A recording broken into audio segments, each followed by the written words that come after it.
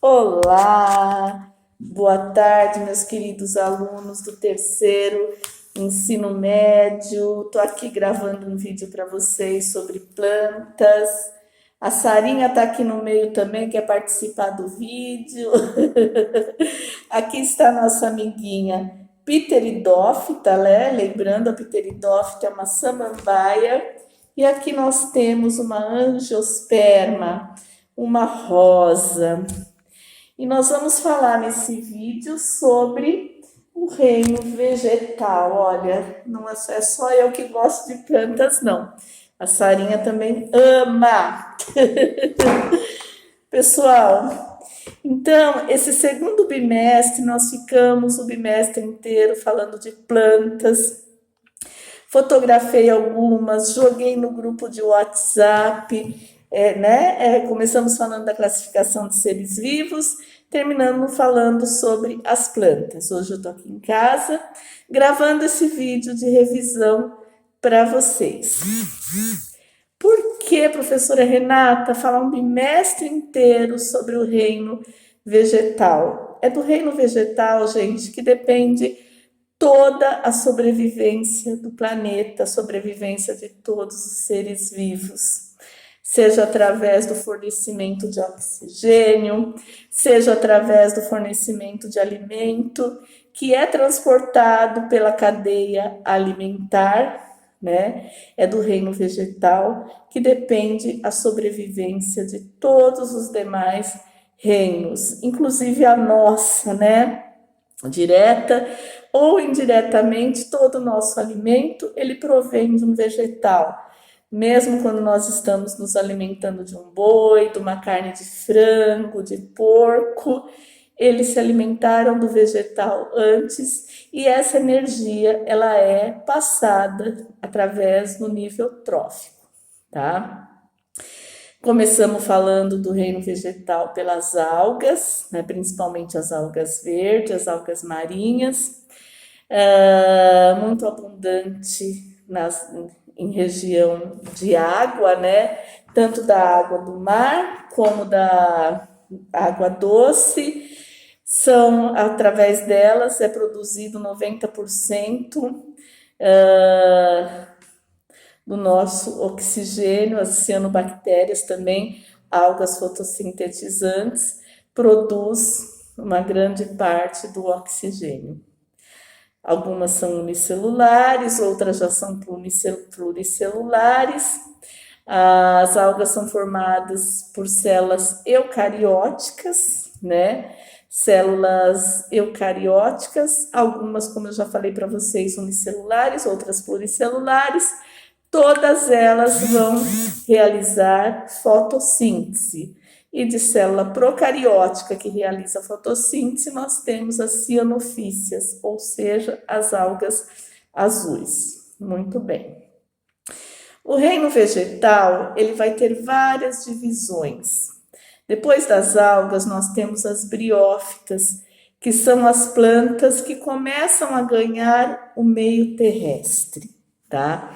Então, na região úmida, nós encontramos as briófitas, né, que são plantas diminutas, muito pequenininhas, que não tem vasos condutores de seiva, não tem raiz, não tem semente, não tem nada, né? Ela é um cauloide, bem pequenininha mesmo, e podemos citar como briófita os musgos que ficam sobre troncos de árvores, sabe aqueles musguinhos verdes? Aquilo são as briófitas. Tanto a reprodução quanto a condução da seiva é feita através da água. Elas são totalmente dependentes da água para a sobrevivência, inclusive para se reproduzir. Depois nós temos as pteridófitas, que são as samambaias. As samambaias, elas começam a ganhar o meio terrestre, ainda dependem da umidade, então nós vamos encontrar bastante samambaia em beira de mar, em beira de rio, em beira de cachoeira, né? Gostam de sombra, gostam de umidade. E já é uma planta que ela vai ter as divisões de raízes, né? O rizoma são raízes que não são tão elaboradas quanto as outras, já tem o caule, já consegue conduzir a seiva através do seu caule e tem diminutas folhinhas, né, que são chamados folículos. Veja só, vou pôr mais para frente.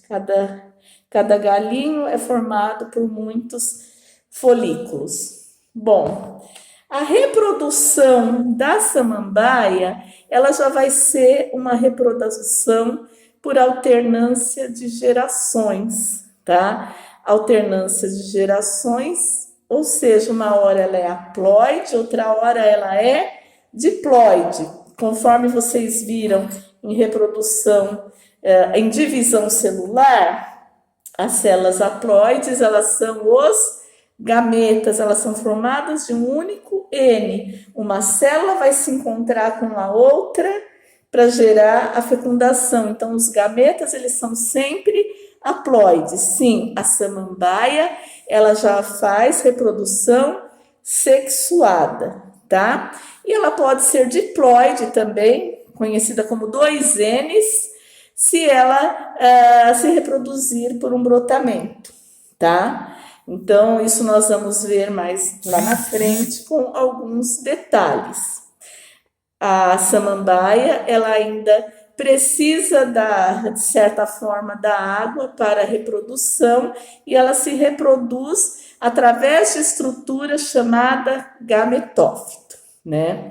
Tô aqui, olha que judiação, caiu um botãozinho da minha rosa, mas esse botãozinho não vai ser perdido. Vou explicar para vocês depois sobre as flores no finalzinho desse vídeo. Depois nós temos as plantas mais evoluídas, né? Nesse grau de reprodução, nós temos a gimnosperma. As gimnospermas, elas são assim, as flores sem frutos ainda, mas elas já possuem sementes. Elas também se reproduzem por reprodução sexuada e a polinização será levada pelo vento. Então, nós temos uma estrutura que são os gametas femininos, a outra estrutura que são gametas masculinos. E quando o vento leva, um se junta com o outro e acontece a reprodução. E depois nós temos as angiospermas, que são as plantas mais evoluídas, aonde vão trazer para nós tanto flores como sementes, tá? Existe uma variedade enorme de angiosperma, uma variedade de flores, de frutos, de alimentos, são as angiospermas, que enriquece a base da agricultura, da agronomia, agropecuária, enfim, tá? São plantas evoluídas que possuem raiz, caule, folha, fruto, semente e flores, né? Só que é um botãozinho de flor.